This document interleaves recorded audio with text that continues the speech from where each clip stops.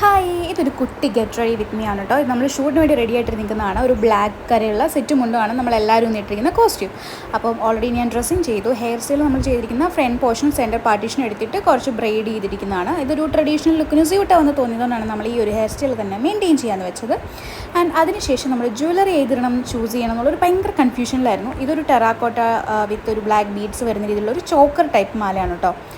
ഇതിന് മുമ്പ് ഞാൻ ഇട്ടിട്ടൊക്കെ ഉണ്ട്. ഇതിനേത് സ്യൂട്ടാവും എന്നുള്ളൊരു കൺഫ്യൂഷൻ. ഇത് അതിൻ്റെ തന്നെ ഒരു ടെറാക്കോട്ട കമ്മലുമായിരുന്നു കേട്ടോ.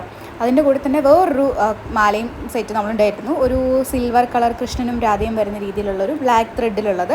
അപ്പോൾ ഇതിലേതാണ് ഈ ഡ്രസ്സിന് സ്യൂട്ടാവുക എന്നുള്ളതായിരുന്നു എൻ്റെ ഏറ്റവും വലിയ കൺഫ്യൂഷൻ. ഇത് ഞാൻ തുടച്ചായിട്ട് കൊടുക്കുന്നത്, കാരണം കുറേ നാളായി നമ്മളിത് യൂസ് ചെയ്തിട്ട്. ഓൾമോസ്റ്റ് 2 വർഷമായിട്ടുണ്ടാവും അങ്ങനെ പെട്ടിക്കാത്തിരിക്കുന്നു.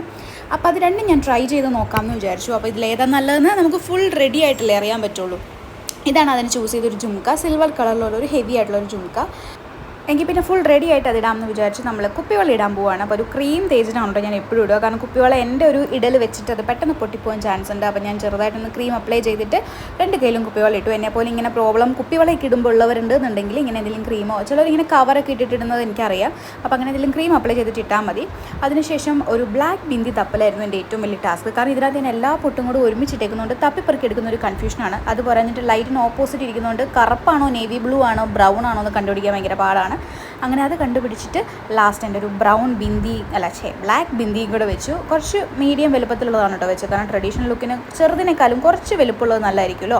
പിന്നെ ചന്ദനം ഓൾറെഡി സീനിന് വേണ്ടി തൊട്ടതുണ്ടായിരുന്നു. അപ്പോൾ അങ്ങനെയായി. പിന്നെ ലാസ്റ്റ് ഞാൻ ചൂസ് ചെയ്തത് ഈ സിൽവറിൻ്റെ രാധ കൃഷ്ണൻ്റെ ഒരു മാല തന്നെയാണ് കേട്ടോ.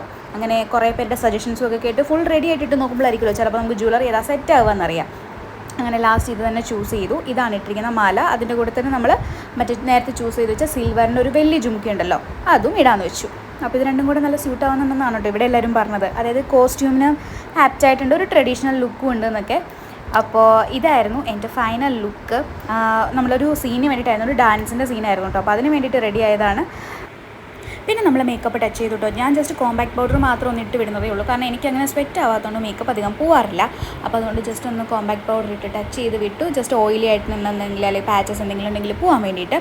അതിനുശേഷം ലിപ് ബാം, ലിപ്സ്റ്റിക്ക് നമ്മളിപ്പോൾ ലഞ്ച് ബ്രേക്ക് ഉണ്ട് ഇത് റെഡി ആയത്. അതുകൊണ്ട് ഞാൻ ഫുഡൊക്കെ കഴിച്ചപ്പോൾ കുറച്ച് പോയിട്ടുണ്ടാവുമല്ലോ, അതുകൊണ്ട് ലിപ് ബാമും ഇട്ടു, സെറ്റായി.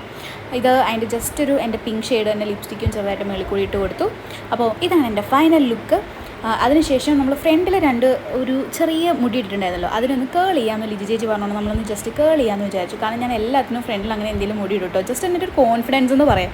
ചില ഗേൾസിന് ഉണ്ടാവുമല്ലോ അങ്ങനെ 2 സൈഡിലും മുടി ഇടുമ്പോൾ ഒരു ആത്മസംതൃപ്തി. അങ്ങനെയാണ് ഞാനും. പിന്നെ എനിക്ക് എൻ്റെ ഹെയറിൽ എന്ത് ചെയ്താലും ഇരിക്കാറില്ല, അതുകൊണ്ട് ജസ്റ്റ് ഒന്ന് സ്പ്രേ ചെയ്ത് സെറ്റ് ചെയ്തു. അപ്പോൾ ഇതാണ് എൻ്റെ ഫൈനൽ ലുക്ക്. അപ്പോൾ അടുത്ത വീഡിയോയിൽ കാണാം. Tata, bye bye.